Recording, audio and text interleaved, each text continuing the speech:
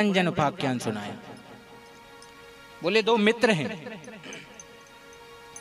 एक का नाम है अभिज्ञात और दूसरे का पुरंजन। दोनों मित्र हैं। मित्र ने मित्र से कहा कि मित्र मैं शहर घूम कर आता हूं। पुरंजन ने अभिज्ञात से कहा कि मैं शहर घूम के आता हूं। बोले जल्दी आ जाना, मुझे भूलना मत। बोले ठीक है। ये शहर घूमने आए महाराज। अब पुरंजन ने एक नगर देखा और घूमने लगा। उस नगर के 9 दरवाजे थे। एक सुंदर कन्या आई जिसके साथ 5 सैनिक थे। 5 सैनिक इस तरफ, 5 सैनिक इस तरफ। एक 5 फन वाला नाग सेनापति। उसके पास गए, परिचय पूछा, कौन हो तुम, कहां से आई हो? बोले माता पिता का पता नहीं। ये 10 सैनिक हैं, एक इनका सेनापति है, शादी अभी तक हुई नहीं है। दोनों में परस्पर प्रेम हो जाता है, विवाह कर लेते हैं। अब पुरंजन इतना आसक्त हो गया महाराज पुरंजनी में कि पुरंजनी कहे तो नाचे, पुरंजनी कहे तो भोजन करे, पुरंजनी जो कहे वो करे। एक दिन एक जरा देवी चंडवेग नाम के गंधर्व के पास गई, रोते रोते। बोले क्यों रो रही हो? बोले मुझसे कोई विवाह नहीं करता। बोले मुझसे कोई विवाह नहीं करता। तो अपना एक भाई वो उनको दे देता है और 720 सैनिक दे देता है। बोले जाओ, जो तुम्हें पसंद आए उन पर आक्रमण करना और उससे शादी कर लेना। बोले ठीक है महाराज, जो तुम्हें पसंद है। आ जाते हैं महाराज।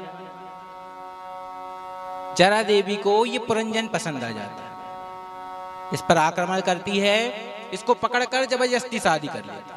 कहती मेरी पत्नी का क्या होगा, मेरी पत्नी का क्या होगा। करते करते प्राण निकल जाता है। दूसरा जन्म होता है, स्त्री बनती। स्त्री बना तो बच्चे इत्यादि हुए। इसका पति मारा गया तो ये सती होने चली। जब सती होने चली तो पूर्व में जो मित्र था अभिज्ञात, वो आज इसके पास आया। अब मेरा मित्र भटक गया है। ये थी तो स्त्री, इसके पास आया कि कहो मित्र। बोले कौन? अरे तुम मुझे भूल गए? तुमने मुझे वचन दिया था मैं भूलूंगा नहीं, नगर घूम कर आता हूं। तब उसे याद आया।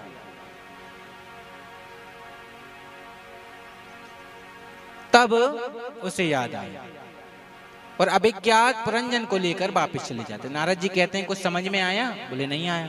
आपको भी कुछ समझ में आया? नहीं आया। नारद जी कहते हैं अब समझो। पुरंजन कौन है? बोले पुरंजन यानी हम। और अभिज्ञात कौन है? बोले भगवान। भगवान और हमारी मैत्री है, मित्र हैं। अभिज्ञात यानी जो सब जानता हो, जिन्हें सब ज्ञात हो, वो अभिज्ञात है। और पुरंजन यानी हम इस 84 लाख योनि में भटक रहे हैं। 9 दरवाजे वाला एक महल है, एक नगर है, वो है हमारा शरीर। हम इसमें आए। एक कन्या है, वो है हमारी बुद्धि। मति बन गई श्रीमती। जो मति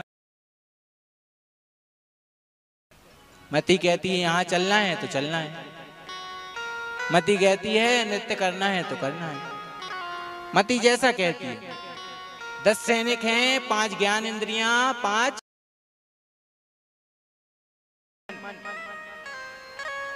मन जो चाहे वो करा ले। ये सेनापति। जरा देवी मतलब बुढ़ापा। सबका आना है, कोई ऐसा नहीं जिसका बुढ़ापा नहीं है। हाँ पहले चले जाएं वो अलग बात है, लेकिन ऐसा कोई नहीं जो जी रहा है और बुढ़ापा ना आए महाराज। युवा तो सब रहना चाहते हैं कि हमेशा हम जवान रहें। लेकिन जरा देवी जब पकड़ लेती। और सैनिक कौन है? दिन और रात, जो कि पल पल बीते जा रहे हैं, जीवन का कोई भरोसा नहीं। तब पुरंजन उपाख्यान सुना के नारद जी राजा के मोह को दूर करते हैं। राजा